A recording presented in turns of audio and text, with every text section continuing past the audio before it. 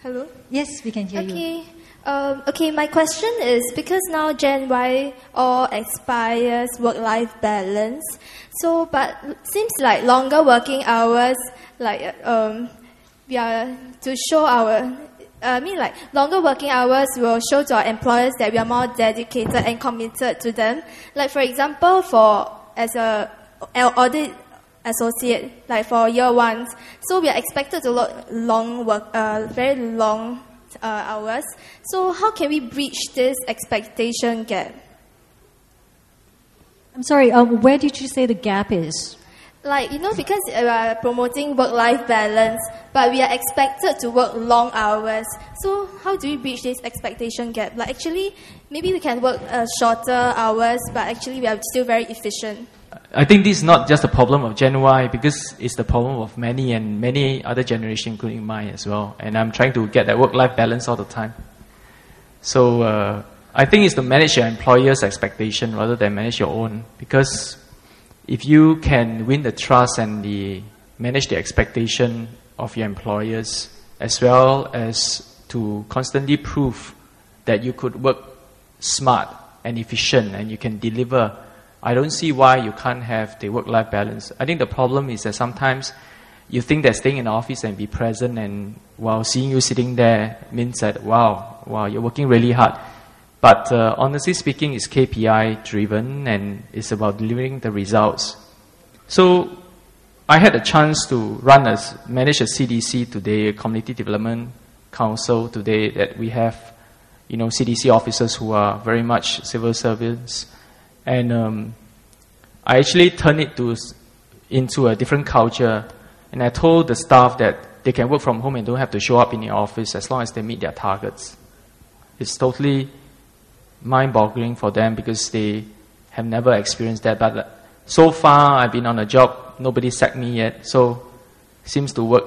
And we've been delivering quite a few things, quite a few different projects, because I think that trust is needed. So you have to manage expectation both sides, employers and yourself, and you need to win that trust as you move on. It's about getting that confidence from your employer and or your superior to be able to reach that level. I always believe that it's up to you, and whether you're in an environment that actually encourages that as well. If it doesn't, and you still strive for that work-life balance, and you think it's not worth it to spend that long hours, then you have to decide for yourself. You either walk or you stay. Then you have to make that decision.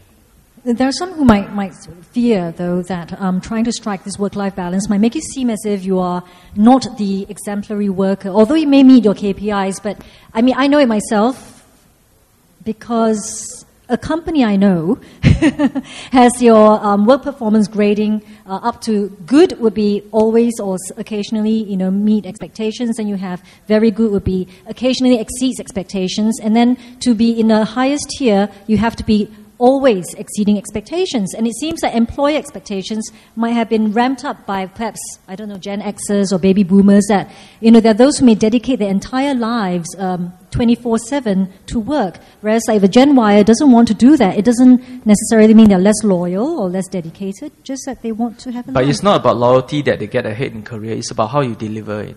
And whether you deliver the results, honestly speaking, is that you have to set your budget or your targets right up front that you think you can achieve it. So that has to be agreed on both sides between your superior and yourself.